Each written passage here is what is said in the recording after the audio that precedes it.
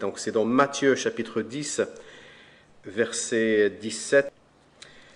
C'est Jésus qui parle et il dit « Voici, je vous envoie comme des brebis au milieu des loups. Soyez donc prudents comme les serpents et simples comme les colombes. Mettez-vous en garde contre les hommes, car ils vous livreront aux tribunaux et ils vous battront de verges dans leurs synagogues. Vous serez menés, à cause de moi, devant des gouverneurs et devant des rois, pour servir de témoignage à eux et aux païens.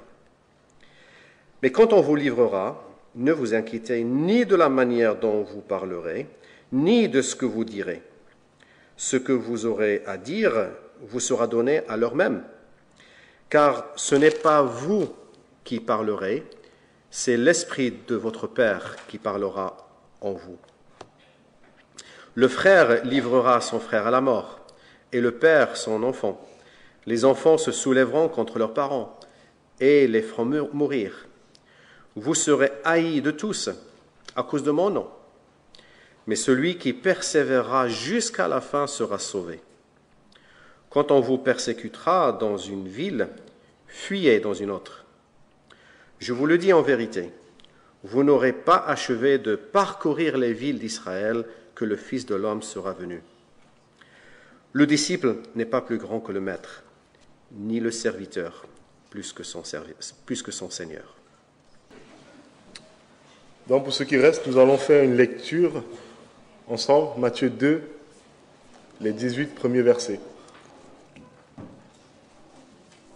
Donc Jésus, né à Bethléem en Judée au temps du roi Hérode, voici des mages d'Orient arrivèrent à Jérusalem et dirent « Où est le roi des Juifs qui vient de naître? Car nous avons vu son étoile en Orient et nous sommes venus pour l'adorer. » Le roi Hérode, ayant appris cela, fut troublé, et tout Jérusalem avec lui. Il assembla tous les principaux sacrificateurs et les scribes du peuple, et il s'informa auprès d'eux du lieu où le Christ devait naître. Ils lui dirent, à Bethléem en Judée, car voici ce qui a été écrit par le prophète. Et toi, Bethléem, terre de Juda, tu n'es certes pas la moindre entre les principales villes de Juda, car de toi sortira un chef qui paîtra Israël, mon peuple. Alors Hérode fit appeler en secret les mages et s'enquit soigneusement auprès d'eux depuis combien de temps l'étoile brillait. Puis il les envoya à Bethléem en disant « Allez et prenez des informations exactes sur le petit enfant. Quand vous l'aurez trouvé, faites-le moi savoir, afin que j'aille aussi moi-même l'adorer. » Après avoir entendu le roi, ils partirent. Et voici, l'étoile qu'ils avaient vue en Orient allait devant eux jusqu'au moment où, arrivée au-dessus du lieu où était le petit enfant, elle s'arrêta. Quand ils aperçurent l'étoile, ils furent saisis d'une très grande joie. Ils entrèrent dans la maison et virent le petit enfant avec Marie, sa mère, se prosternèrent et l'adorèrent. Ils ouvrirent ensuite leur trésor et lui offrirent en présent de l'or, de l'encens et de la myrrhe. Puis, divinement avertis en songe de ne pas retourner vers Hérode, ils regagnèrent leur pays par un autre chemin. Lorsqu'ils furent partis, voici un ange du Seigneur apparut en songe à Joseph et dit « Lève-toi, prends le petit enfant et sa mère, fuis en Égypte et reste-y jusqu'à ce que je te parle, car Hérode cherchera le petit enfant pour le faire périr. » Joseph se leva, prit de nuit le petit enfant et sa mère et se retira en Égypte.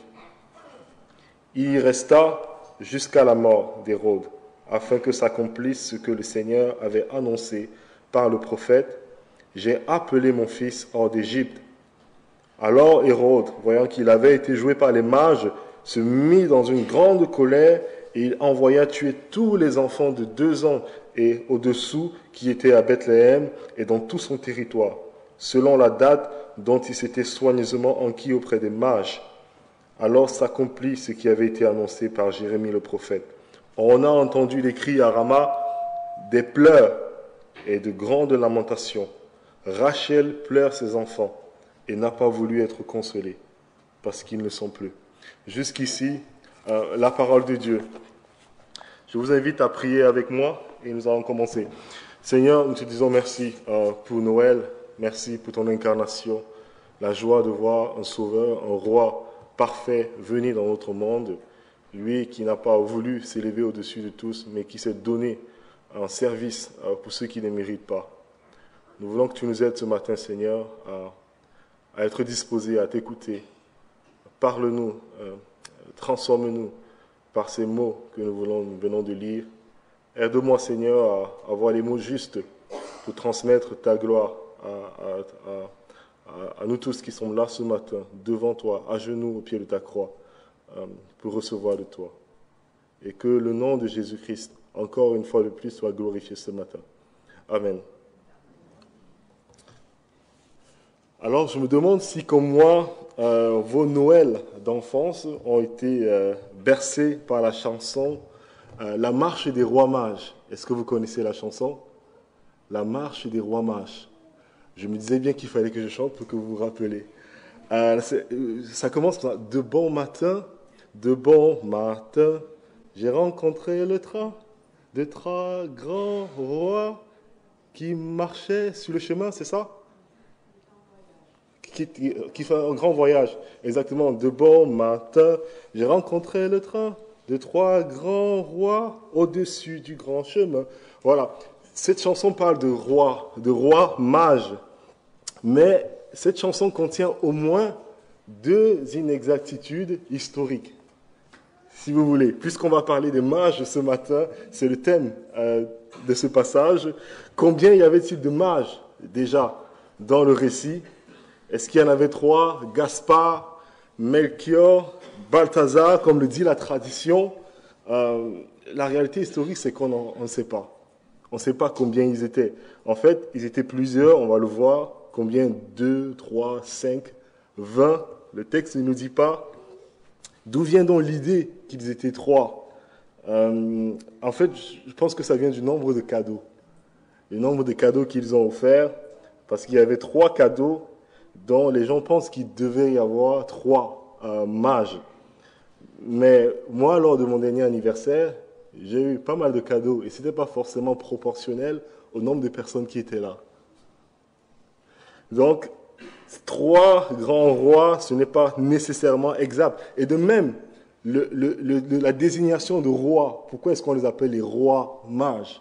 Dans le texte, on ne dit pas qu'ils étaient rois. Pourquoi on parle de roi? Encore une fois, je pense que c'est la faute aux cadeaux qui sont offerts, puisque l'or, l'encens et la myrrhe étaient très, très, très, très chers, très coûteux, ce qui nous informe que ces mages, forcément, étaient très riches. Et ils avaient suffisamment d'argent pour se lancer dans un long voyage et pour offrir de magnifiques présents à Jésus. Mais une telle richesse n'est pas forcément un synonyme de royauté. Donc, je suis désolé de gâcher votre Noël comme ça, le 25 décembre matin, mais c'est très important pour nous de comprendre réellement qu'est-ce qui se passe ici, la particularité de ces mages qui font un voyage pour venir adorer le roi des rois, le Seigneur des seigneurs. Matthieu veut attirer notre attention ici sur quelque chose de particulier. C'est qu'il n'y a pas trois grands rois, mais il y a deux rois dans ce passage qui sont en conflit. Deux rois. Et c'est ce que nous allons voir ce matin dans un premier point d'introduction. Les deux rois de ce texte.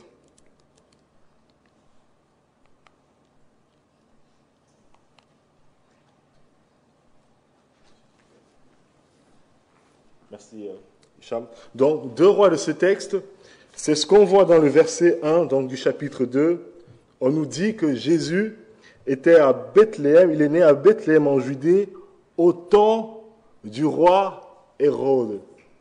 Voilà le premier roi de notre texte, Hérode. Il faut savoir que Hérode était un usurpateur. Il n'était pas censé être roi des Juifs. Il n'est pas né juif. C'était les Romains qui l'avaient mis au pouvoir, qui l'avaient mis au trône, mais c'était un grand roi, très connu de l'époque, d'où son nom d'ailleurs, Hérode le Grand. Vous avez certainement vu des documentaires historiques sur ce personnage, assez emblématique. Donc on l'appelle Hérode le Grand en référence au chantier grandiose qu'il a entrepris. Merci. Il a entrepris pas mal de grands chantiers, des palaces, des stades, même une ville entière, la ville de Césarée, que vous pouvez encore aller visiter aujourd'hui. Et puis, donc, c'est aussi une référence non seulement au très grand chantier qu'il a entrepris, mais aussi à sa statut d'homme politique très puissant à l'époque. Il y a donc le grand roi Hérode, qui est le premier roi dans ce texte. Et puis, il y a un autre roi. Dans le verset 2, on nous dit « Où est le roi des Juifs qui vient de naître ?» Où est le roi des Juifs qui vient de naître? C'est le deuxième roi. Juste après, on parle de son étoile qui a été vue depuis l'Orient, une référence quasi certaine à la prophétie de Balaam des siècles plus tôt, qui parle de l'étoile qui montrerait la venue d'un grand roi qui se lève avec son sceptre d'Israël. Donc, 1500 ans avant la naissance de Jésus. Et voilà donc cette histoire qui annonce la venue d'un grand roi. Il s'agit tout simplement de Jésus qui naît, le vrai roi légitime, contrairement à Hérode. Maintenant, le meilleur moyen de chercher les problèmes, c'est d'aller demander à un roi où se trouve le roi. C'est ce que les rois mages font ici. C'est comme si vous alliez à l'Élysée et vous demandez à M. Macron où est le vrai président de la France. C'est les problèmes que vous cherchez. Donc, c'est ce qu'on voit dans notre texte, justement, verset 3. Hérode, en entendant la question, il fut troublé, paniqué. Il s'est senti menacé, comme la suite du passage nous montre. Pourquoi? Parce qu'il y a un seul trône. Il y a un seul trône, deux rois, un seul trône. Si cet enfant qui vient de naître est le roi, ça signifie que je ne le suis pas. Tout simplement. Voilà ce qu'a dû penser Hérode. Et le trône peut être occupé par une seule personne à la fois, pas deux. Or, écoutez bien, si ce qui est vrai pour le trône d'Israël est aussi vrai pour le trône de notre vie, si Jésus dit vrai et que l'Évangile dit vrai et que Jésus est Dieu et le seul roi légitime, ça signifie qu'il a le droit et l'autorité sur nos vies, à tous. Il réclame votre loyauté inconditionnelle s'il est réellement le roi, votre obéissance absolue. Il y a un seul trône dans nos vies et Jésus, qui est le roi, réclame une place de choix sur ce trône. Quand vous écoutez ça, honnêtement, dites-moi, est-ce qu'il n'y a pas quelque chose en vous qui se révolte contre ça? De savoir que Jésus réclame votre obéissance absolue et une position de choix sur le trône de votre vie. Est-ce qu'il n'y a pas quelque chose en vous qui se rébelle contre cette affirmation? Est-ce qu'il n'y a pas quelque chose en vous qui se révolte à l'idée d'abandonner le trône de votre vie à quelqu'un d'autre? Qui est le roi sur le trône de votre vie? Grande question. Et c'est la question que pose ce passage. Pour y répondre, j'aimerais qu'on s'arrête sur les trois réactions qu'on voit dans ce passage, les trois réactions que le roi Jésus suscite dans ce passage. Trois manières différentes de réagir face au roi Jésus dans ce texte. Et il y a celle d'Hérode, on va voir l'inimitié d'Hérode contre le roi Jésus. Il y a l'indifférence des Juifs, on va le voir, et puis il y a l'adoration des mages. Voilà les 3 points de ce matin. Tout d'abord, l'inimitié d'Hérode. Essayez d'imaginer le visage d'Hérode lorsqu'il entend les mages lui parler de cet autre roi des Juifs qui vient de naître. Il a dû changer de couleur. Il a dû passer du blanc de la surprise au vert de la panique, au rouge de la colère. Mais c'est un très bon acteur, Hérode, quand on regarde bien. Quand on lit ce passage, on se rend compte qu'il est très bon acteur parce qu'il ne laisse rien transparaître. Et tout de suite, il a un plan. Verset 7. Alors, Hérode fit appeler en secret les mages. Il s'informa soigneusement auprès d'eux du moment où l'étoile était apparue. Puis il les envoya à Bethléem en disant, allez prendre les informations exactes sur le petit enfant. Quand vous l'aurez trouvé, faites-le moi savoir, afin que j'aille moi aussi l'adorer. Maintenant, n'importe quel juif de l'époque aurait senti l'hypocrisie dans la voix d'Hérode, parce qu'il était déjà connu. Tout le monde savait qui il était. Il avait déjà cette réputation d'être un tyran sanguinaire et paranoïaque qui mettait à mort tous ceux qui suspectaient de comploter contre lui. Mais certainement, ces mages étrangers n'en savaient rien. Heureusement, au verset 12, ils ont été divinement avertis en songe de ne pas retourner vers Hérode. Et puis ils regagnent leur pays vers un autre chemin. Et là, Hérode révèle son vrai visage. Verset 16, « Quand Hérode vit que les mages l'avaient trompé, il se mit dans une grande colère et il envoya tuer tous les enfants de 2 ans et au-dessous qui étaient à Bethléem et dans tout son territoire, selon la date qui s'était fait préciser par les mages. » Quelle horreur! Tous les enfants d'une ville de moins de 2 ans mis à mort.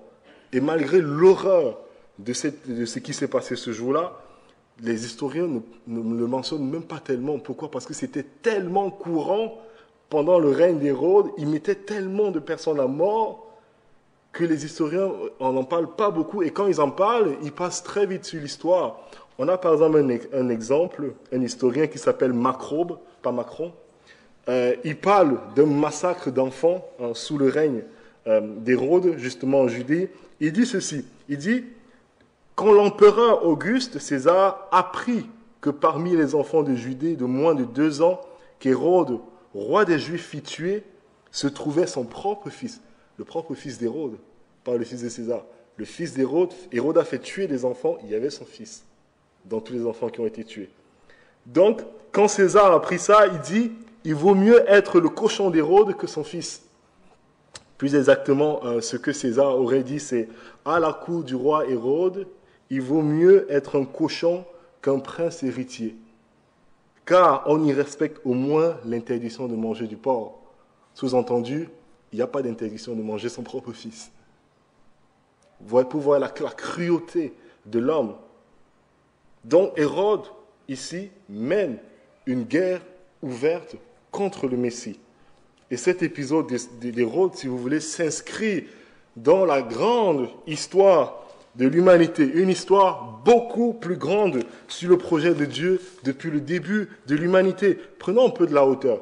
Dans le chapitre 1 de Matthieu, si vous vous rappelez, le chapitre 1 de Matthieu commence par ces mots. Généalogie de Jésus-Christ, plus littéralement, livre de la genèse de Jésus-Christ. Et au verset 18, on nous parle encore, voici comment arriva la genèse de Jésus-Christ. Matthieu, très clairement, est en train de nous dire, si vous voulez comprendre ce qui se passe ici, avec Hérode, si vous voulez comprendre l'hostilité que Hérode et que les gens ont envers le Messie, pour comprendre cette histoire, il faut aller chercher loin, dans l'histoire de l'humanité. Allez dans la Genèse, allez voir ce qui s'est passé au début, vous allez comprendre d'où vient cette hostilité, d'où vient cette méchanceté. Et quand on prend dans de la hauteur et qu'on retourne dans la Genèse, on se rend compte que oui, Dieu a fait une promesse à Adam et Ève. Vous vous rappelez du premier homme, de la première femme, séduit par les mensonges du serpent, après qu'ils aient décidé que c'était beaucoup mieux pour eux d'être leur propre roi et de décider par eux-mêmes ce qui est bon et ce qui est mauvais. Dieu aurait pu arrêter là tout de suite et mettre un terme à son plan de bénir le monde, mais il ne l'a pas fait. Dieu fait une promesse. C'est Genèse 3,15. En parlant au serpent, il dit, écoutez bien, « Je mettrai inimitié entre toi et la femme, entre ta postérité et sa postérité, entre ta descendance et sa descendance. Celle-ci t'écrasera la tête et tu lui blesseras le talon. » C'est ça le chapitre 3 de la Genèse où cette guerre a à peu près commencé. Et tout de suite au chapitre 4, on voit l'application de ce que Dieu dit dans le chapitre 3. Chapitre 4, vous vous souvenez, on a quoi? Le premier meurtre. Le premier meurtre de l'humanité. La descendance du serpent Caïn, c'est comme ça que Jean l'appelle dans sa première lettre. La descendance du serpent Caïn tue la descendance de la femme Abel. La guerre est déclarée. tout de suite, au début de l'humanité. L'inimitié commence. Mais la bonne nouvelle, c'est que directement à la fin donc, du chapitre 4, Adam et Ève ont un autre enfant nommé Seth.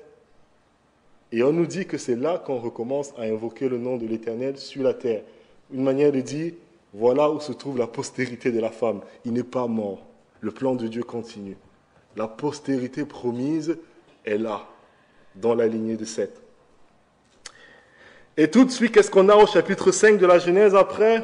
On a une longue liste qu'on prétend tous lire, une longue généalogie. Adam engendra Seth, qui engendra Enoch, etc., etc. Une généalogie qu'on a tous tendance à sauter quand on lit. Mais pourquoi est-ce que c'est important, cette généalogie? Pourquoi est-ce que toutes les généalogies, d'ailleurs, sont importantes? Parce que cette généalogie, qu'est-ce qu'elle fait? Elle relie le descendant d'Adam à Noé et ses fils qui viendront plus tard. Une manière de nous dire, après le déluge, la descendance de la femme est toujours vivante. Le plan de Dieu continue, en quelque sorte. On arrive à Noé. Après le déluge, il reste la descendance promise. Il est toujours là, dans la personne de Noé et ses fils. Puis, on a une autre généalogie jusqu'à Abraham et ses fils, les fils d'Israël, et ainsi de suite, et ainsi de suite. Et à travers tout le livre de la Genèse, on trace comme ça la lignée de la promesse, le plan de Dieu pour sauver l'humanité. Qui est le descendant promis? Où se trouve le descendant promis?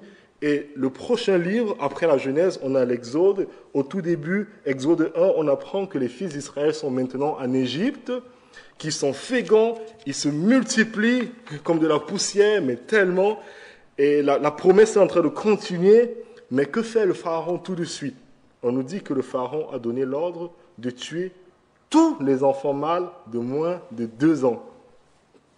Vous savez ce que ça signifie? Ça signifie que le Pharaon, là, est la descendance du serpent, anti-Dieu, antichrist même, parce qu'il s'attaque à la famille dans laquelle va sortir le Messie. Mais Moïse échappe au massacre in extremis. Et la guerre continue, encore et encore, jusqu'à ce qu'on arrive dans le Nouveau Testament. Et étonnamment, l'évangile de Matthieu commence par quoi? Une généalogie, encore. Pourquoi une généalogie? Pour relier la genèse de ce qui commence dans Matthieu. Relier Abraham au Messie. Voilà la lignée, voilà où passe la promesse, le seul, le vrai descendant, la vraie descendance de la femme, un seul, Jésus-Christ.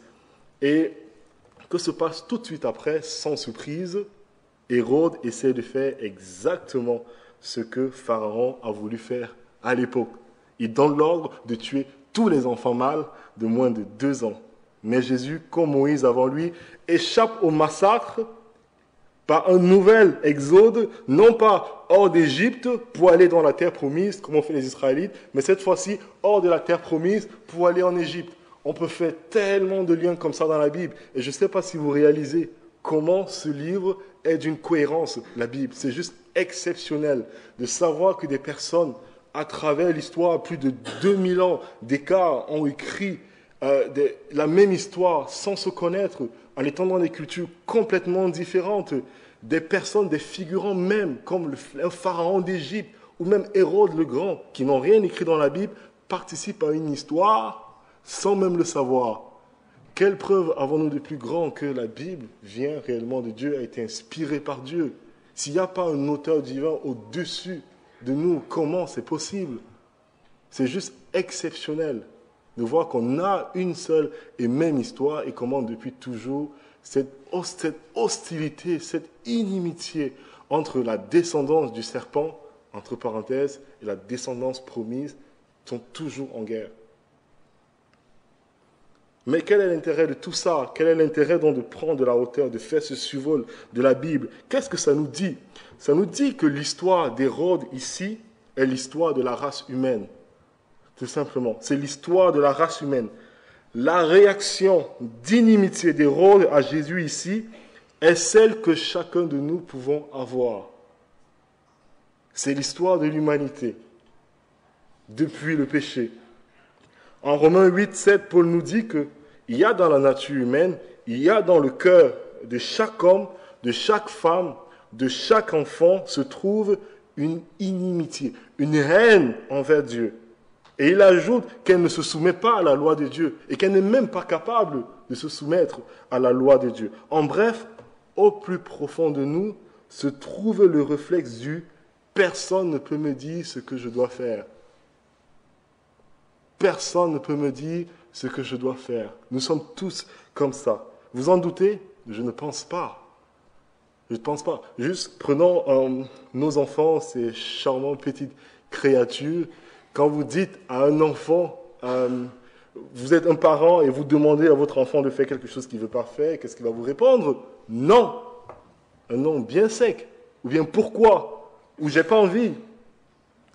Alors pour nous adultes, heureusement ou non, l'éducation et la culture nous aident parfois à dissimuler cette réaction extinctive aux autres et à nous-mêmes. On arrive à dissimuler ça en étant un peu cultivé, mais au fond de chaque cœur se trouve un petit roi Hérode. Un petit Hérode qui veut régner, qui se sent menacé par tout ce qui remet en question mon autonomie, ma liberté. Et ils sont rares, mais vraiment très rares, ceux qui ont l'honnêteté de le reconnaître. Nous sommes tous comme ça. Et les gens qui arrivent à le reconnaître, cette hostilité naturelle envers Dieu, ce désintérêt naturel envers tout ce qui touche à Dieu, sont très rares. Les gens aiment utiliser beaucoup d'arguments. Souvent on entend « la science a prouvé que Dieu n'existe pas ». Mais quand tu demandes un peu plus de détails, rien. Tout ce qu'on peut prendre pour rejeter Dieu est valable lorsqu'on ne veut pas de lui. C'est le cas, par exemple, d'un philosophe athée. Ce philosophe, il a vraiment cette humilité et cette honnêteté de reconnaître qu'on ne veut pas de Dieu, que lui-même, il ne veut pas de Dieu. C'est un philosophe qui s'appelle Thomas Nagel. Il n'est pas chrétien, il est complètement athée. Mais écoutez ce qu'il dit, c'est très intéressant. Il dit ceci, il dit... Je souhaite que l'athéisme soit vrai, mais je suis troublé, car quelques-uns des personnes les plus intelligentes et cultivées que je connaisse sont croyantes. Et il dit, il ne s'agit pas simplement du fait que je ne crois pas en Dieu, et que, bien sûr, je souhaite être dans le vrai. J'espère que Dieu n'existe pas. Je ne veux pas qu'il y ait un Dieu. Je ne veux pas que l'univers soit ainsi. Conclut-il, et il ajoute, j'imagine que ce problème d'une autorité cosmique est fréquemment posé. Qu'est-ce qu'il est en train de dire ici? Quand il parle de ce problème d'une autorité cosmique, il est en train de dire, et avec beaucoup d'honnêteté, c'est très rare, je vous assure, il est en train de dire que on aime penser qu'on est maître de notre vie, qu'on est capitaine de notre navire. C'est comme ça que nous sommes. Il dit, il y a dans le cœur humain une haine de tout ce qui réclame la souveraineté sur lui. Et que si Dieu existe, c'est précisément ce qu'il demande. Il réclame l'autorité totale et sans limite sur nos vies. Et lui, il n'aime pas ça du tout. Il souhaite que ce ne soit pas vrai, qu'il n'y ait pas de Dieu. Voilà quelqu'un qui reconnaît qu'il n'y a pas d'argument solide contre Dieu. Qui reconnaît qu'il y a des croyants très intelligents, à raison, qui croient en Dieu, mais il n'aimerait pas que ce soit vrai. Aucun cœur ne peut capituler devant Dieu avec joie sans y être aidé. Naturellement, nous sommes contre Dieu. Et si Jésus est ce qu'il est, le roi de gloire, le Seigneur des seigneurs, soit vous l'aimerez, vous jetterez votre couronne à ses pieds et vous l'adorerez comme le premier chant que nous avons chanté ce matin, soit vous le haïrez. C'est exactement ce que Jésus dit en Matthieu 10, que Hicham nous a lu tout à l'heure. Ne croyez pas que je sois venu apporter la paix sur la terre. Je ne suis pas venu apporter la paix, mais l'épée. Jésus, roi, provoque deux réactions. Soit vous l'aimez, vous l'adorez, soit vous le haïssez. Il n'y a pas d'indifférence face au roi Messie. N'est-ce pas ce qu'on observe autour de nous très souvent? Est-ce que vous ne trouvez pas étrange que vos amis proches, par ailleurs, qui sont très ouverts d'esprit, très intelligents, raisonnés, avec qui vous pouvez parler de tous les sujets, mais qui refusent de parler de la foi. Ils refusent d'aborder ce sujet, alors que c'est la plus grande partie de votre vie. Est-ce que ce n'est pas surprenant que d'autres sont même ouverts à la foi, aux religions, à la spiritualité, aux énergies, aux médiums, mais se ferment assez rapidement lorsque vous parlez de Jésus? Et au premier abord, peut-être on peut être surpris et déstabilisé par cette hostilité. Souvent, je dis aux gens, mais si tu crois que Dieu n'existe pas, si tu crois que Jésus est un personnage fictif de l'histoire, comme tu dis, ce qui est absurde parce que historiquement, tout le monde l'a prouvé. Si tu crois qu'il n'a jamais existé, pourquoi est-ce que tu t'attaques au christianisme? Pourquoi est-ce que tu es remonté quand on parle de lui? Pourquoi ça te dérange tant? Il n'a jamais prononcé une parole méchante, jamais prononcé une parole de guerre ou quoi que ce soit. Pourquoi est-ce que tu es remonté quand on parle de lui? Pourquoi ne pas parler de ce sujet avec simplicité, tout simplement? Et c'est là ce qu'il faut se rappeler, c'est qu'une personne intelligente ne peut remettre en question, une personne intelligente ne s'attaque qu'à ce qu'il croit être une menace réelle pour sa manière de vivre. Et justement, Jésus est une menace réelle pour la manière de vivre des gens de ce monde. C'est une guerre pour le trône de leur vie. C'est une guerre pour le trône de votre vie. Jésus est une telle menace. Et c'est ce qu'on voit avec Hérode. Jésus est une réelle menace pour Hérode. Parce que si Hérode ne saisissait pas l'enjeu de sa naissance, il ne devait rien faire. Hérode a compris que cet enfant représente une menace. Il a compris l'enjeu de sa naissance. Si Hérode pensait que Jésus n'était pas né, s'il ne pensait pas que ce nouveau roi, qui était encore un enfant, pouvait le détrôner et régner sur lui, il n'aurait pas fait tout ce qu'il a fait. Mais Jésus est une véritable menace pour tous ceux qui pensent sérieusement à qui il est et ce que ça implique pour leur vie. Autrement dit, si Jésus est roi, ça veut dire que moi, je ne le suis pas. Je ne suis pas roi. Et ça signifie que le trône de ma vie lui appartient.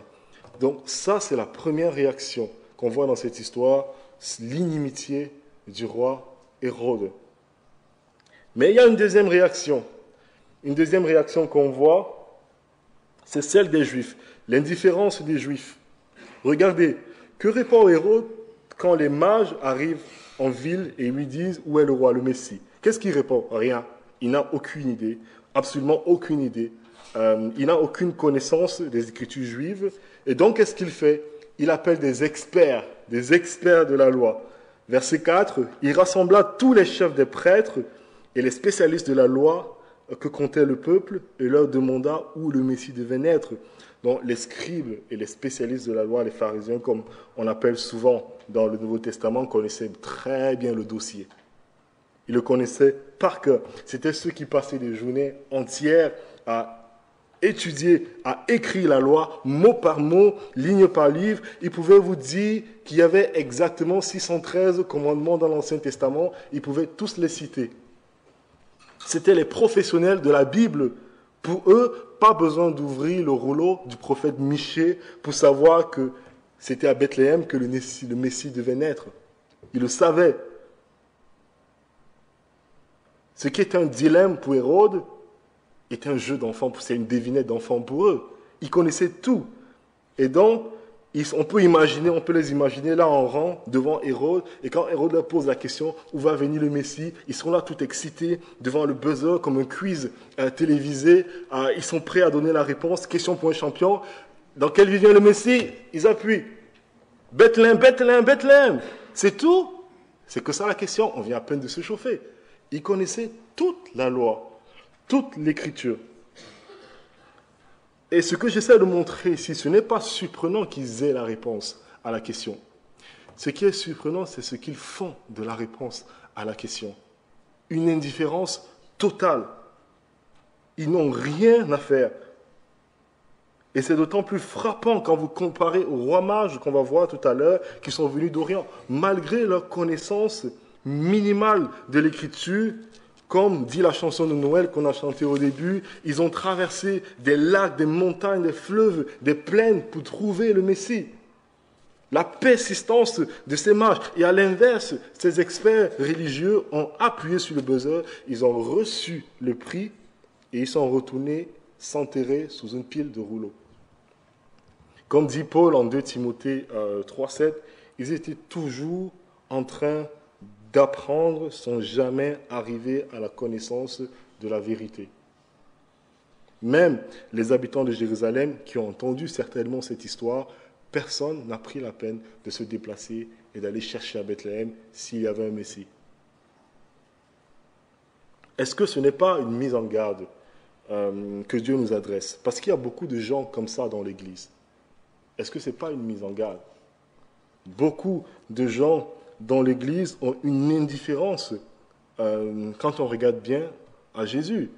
Je ne parle pas des non-chrétiens qui sont dans le monde. Oui, il y a beaucoup de gens dans le monde, ici dehors, qui sont différents. Face à Jésus, vous connaissez des gens qui ont une instruction religieuse, qui ont fait le catéchisme, qui ont fait la confirmation, qui connaissent tout de Jésus, la Bible et toutes ces choses, mais qui s'en fichent. Beaucoup de gens dans le monde sont comme ça, mais ce n'est pas d'eux que je parle. Je pense plutôt aux gens dans l'Église qui sont indifférents. Si vous organisez un quiz biblique, ils vont vous donner toutes les réponses sans problème, mais ils vivent comme si en fait il n'y avait qu'eux sur le trône de leur vie, dans une indépendance totale de Jésus. Comme dit un commentateur, Matthieu laisse entendre qu'une connaissance formelle des Écritures ne mène pas de soi à une connaissance personnelle de Jésus comme Sauveur et Seigneur, comme Rédempteur, comme Roi. Au contraire, parfois, ça dissimule même parfois une forme d'indifférence à son égard. L'apôtre Paul dit qu'il reste en nous une hostilité résiduelle, même quand nous sommes chrétiens. Même en tant que chrétien. Il appelle cela la chair. Ce moi, tant qu'on n'a pas été glorifié, il sera là. Pourquoi pensez-vous qu'il est si difficile de prier? Pourquoi, quand Dieu exauce vos prières, vous dites « Ah Seigneur, ça, je ne vais jamais oublier ça ». Mais quelques jours plus tard, vous n'y pensez plus, déjà notre problème à mettre devant lui. Ou inversement, pourquoi quand l'exaucement de vos prières ne vient pas et que les choses ne suivent pas le cours que vous aurez voulu, vous commencez à douter que Dieu sache réellement ce qui est bon pour vous, comme l'ont fait Adam et Ève. Vous commencez à remettre en question ces choix pour vous. Pourquoi vous arrive-t-il encore de dire « Seigneur, je ne ferai plus jamais ça pour recommencer plus tard encore ». Il reste cette hostilité résiduelle. Il reste un petit roi Hérode en nous. La chair, comme Paul le dit, ce moi.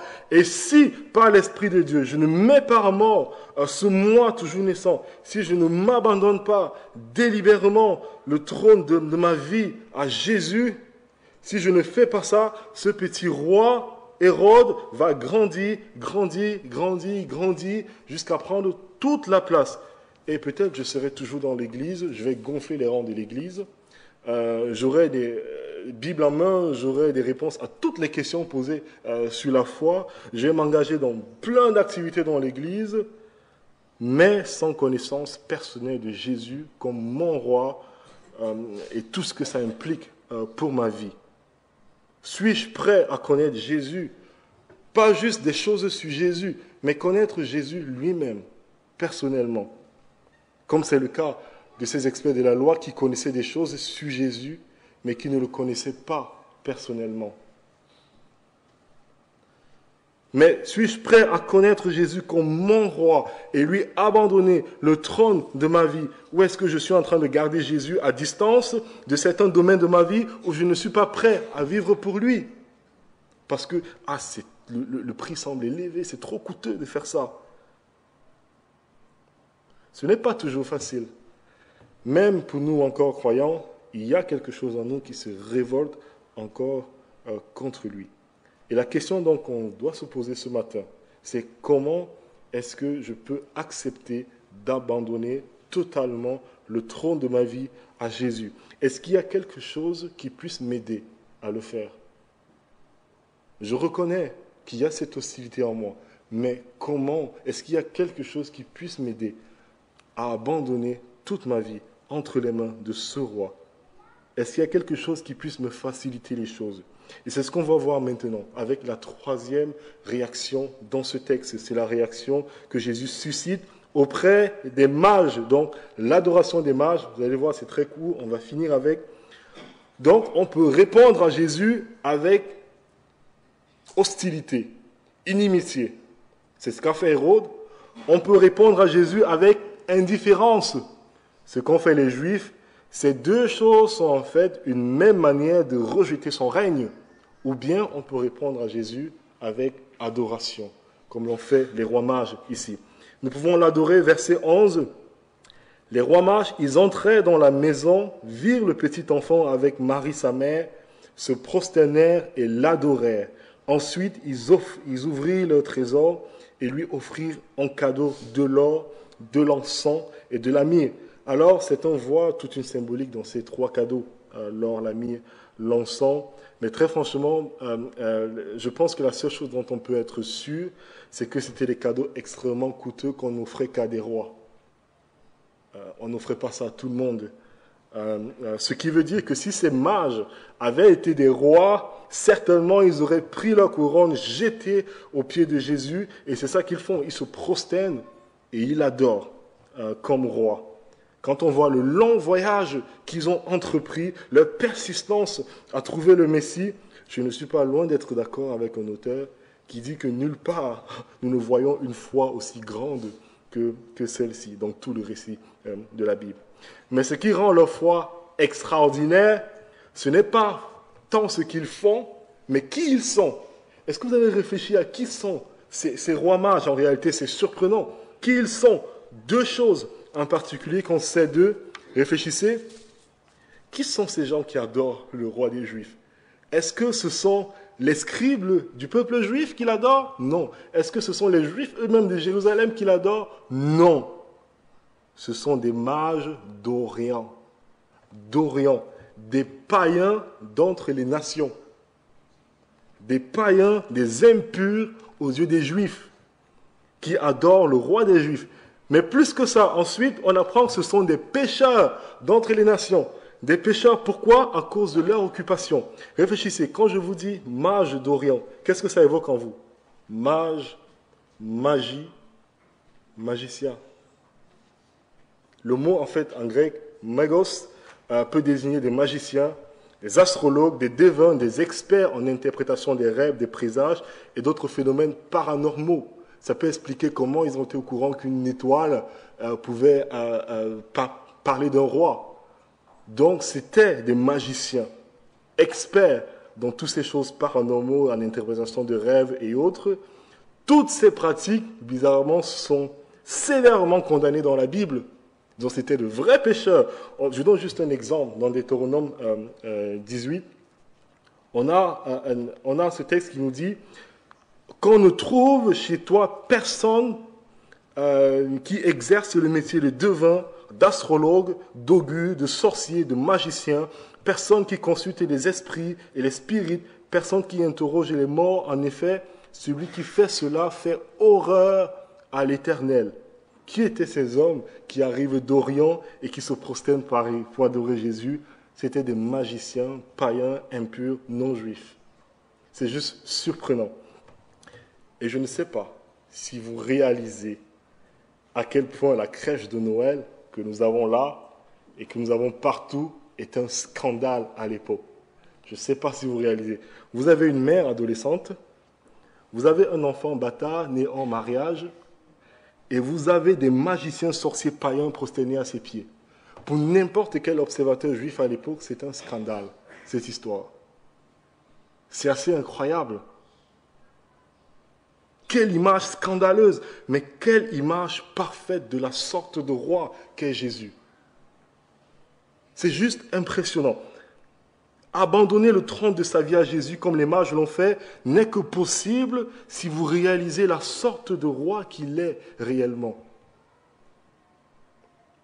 Il n'était pas la sorte de roi que le peuple attendait. Il n'a pas de titre, il n'a pas de position sociale, il n'est pas né dans le palais royal d'Hérode à Jérusalem, mais dans une mangeoire à Bethléem, un patelin de 300 habitants, même pas le centre-ville de Bériac. On voit aussi qu'il n'est pas accueilli par les siens et célébré. Il est banni, chassé de son pays. Et de nos jours, quand on voit l'actualité, ce qui se passe par exemple en Ukraine et dans d'autres régions du monde, des personnes qui sont obligées de fuir leur pays, comme des frères et sœurs que nous avons ici, fuir leur pays pour aller dans un autre pays en tant que réfugiés, que ce soit politique, économique. Est-ce que ce n'est pas frappant de savoir que Jésus a connu ça aussi? Il était réfugié, il a été chassé de son pays. Et enfin, quand il revient d'Égypte avec sa famille, il s'installe aussi loin que possible des centres de pouvoir. Ils vont à Nazareth, pas à Jérusalem, à Nazareth. Et c'est ainsi que Jésus non seulement est né dans une mangeoire, mais il a grandi comme un Nazaréen, un village perdu. Et même Nathanaël, un pharisien plus tard, est consterné quand il apprend que le Messie vient de Nazareth. Peut-il venir quelque chose de bon de ce bled-là? C'est juste impressionnant, de ce trou perdu là-bas. Quelle image de la sorte de roi qu'est Jésus. Un roi qui n'est pas venu pour prendre le pouvoir, mais qui est venu pour le perdre. Un roi qui n'est pas venu pour dominer, mais pour servir. Un roi qui n'est pas venu pour monter sur un trône, mais pour monter sur une croix et donner sa vie pour le salut du monde, des juifs, des non-juifs, pour tous ceux qui se savent pécheurs. Voilà la sorte de roi que nous avons là, venu pour servir et donner sa vie en rançon et mettre un terme à la guerre, à l'hostilité, à l'inimitié avec Dieu, nous réconcilier avec lui. Est-ce qu'on n'a pas là la réponse finalement à la question? Qu'est-ce qui peut nous aider finalement à accepter Jésus comme roi sur notre vie? C'est possible d'accepter Jésus comme roi sur notre vie si on se rend compte de ce que lui, il a fait. Du fait qu'il a abandonné son trône, lui, pour nous. S'il est difficile pour vous de lâcher prise sur votre vie et d'obéir à tout ce que Dieu dit, quand on remonte dans l'histoire de l'humanité, oui, ça vient d'Adam et Ève, on pense que nous savons mieux que Dieu ce qui est bon ou mauvais pour nous, mais quand on réfléchit, il n'y a plus de doute à avoir sur les intentions de Dieu quand on se rend compte de ce qu'il a fait et du type de roi qu'il est. Il n'y a plus de doute à avoir quand on sait qu'il est descendu de son trône de splendeur pour monter sur une croix de souffrance pour nous. Quand vous voyez ça, comment on peut encore douter qu'il sache ce qui est bon ou mauvais pour nous et qu'il n'a que le meilleur en tête pour chacun de nous? Comment on peut douter de ça quand on voit le type de roi qu'il est? Il a donné sa propre vie. C'est quand on se rappelle de la sorte de roi qu'il est qu'on peut dire, selon les paroles d'un cantique de Noël, « Avec vous, bergers et mages, au pied de notre Seigneur, nous déposons nos hommages, nous lui donnons notre cœur. Tout son peuple sur la terre dit avec nous, prosternez, gloire à Dieu, paix sur la terre. Aujourd'hui, le Christ est né. » Quand on se rappelle de quel roi on est en train de parler, c'est là qu'on peut commencer à dire ces choses. Gloire à Dieu, paix sur la terre, Christ est roi sur le trône de nos vies. Pour conclure, je disais en introduction, vous vous rappelez avec cette chanson de Noël, qu'il n'y a pas 3 grands rois dans ce passage, mais il y en a 2. 2 grands rois qui nous sont montrés ici. Donc, il y a Hérode, et puis il y a Jésus. Et la question à laquelle Matthieu veut que vous répondiez ce matin, pour terminer, c'est quel roi voulez-vous sur le trône maintenant? Quel roi voulez-vous sur le trône? Dans ce sens, quand il faut choisir entre les deux, la réponse est assez facile. C'est pas très compliqué. Est-ce que vous voulez un roi sanguinaire, un tyran, qui ordonne le massacre d'enfants innocents, ou est-ce que vous voulez le prince de la paix, un prince de la paix qui accueille les enfants à bras ouverts, laissez venir moi les petits-enfants, et qui meurt pour les coupables. Qui est-ce que vous choisissez? Est-ce que vous voulez un roi qui vient dominé par la force et par la cruauté, ou un roi qui règne avec amour et compassion? Est-ce que vous voulez ce roi Hérode qui a mis à mort toute sa famille, sa femme, ses 3 fils, et au moment de sa mort, il s'est rassuré que tous les notables de Jérusalem soient mis à mort avec lui pour que le peuple pleure sa mort au lieu de se réjouir? Vous imaginez le type de personne que c'était? Ou est-ce que vous voulez un roi qui n'a pas insulté quand on l'a insulté? Il n'a pas répondu. Quand on l'a fait souffrir, il n'a pas fait de menace. Mais il a porté nos péchés. En donnant sa vie lui-même, au lieu de prendre la vie d'autres personnes, il a donné sa vie pour ceux qui étaient ses propres ennemis. Quel roi choisissez-vous?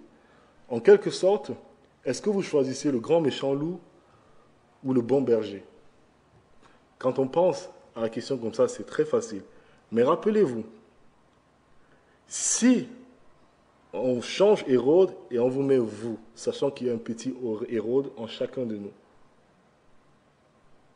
Si on prend la question dans ce sens, il y a un Hérode naissant à chacun de nous. Quand vous comprenez que dans un sens, c'est vous Hérode, est-ce que vous êtes toujours prêt à laisser le trône de votre vie au prince de la paix? Voilà la question pour vous ce matin. 2 rois, un seul trône. Et là, ce choix est beaucoup, beaucoup plus difficile à faire, mais pas impossible aux yeux de Dieu. Qui choisissez-vous ce matin? Qui allons-nous laisser régner? Alors que Dieu nous aide en voyant comment Jésus, lui, il a abandonné son trône pour nous, qui nous aide à nous, à notre tour, à nous abandonner le trône de notre vie à lui, parce qu'il est digne d'être roi et il règne dans l'univers tout entier.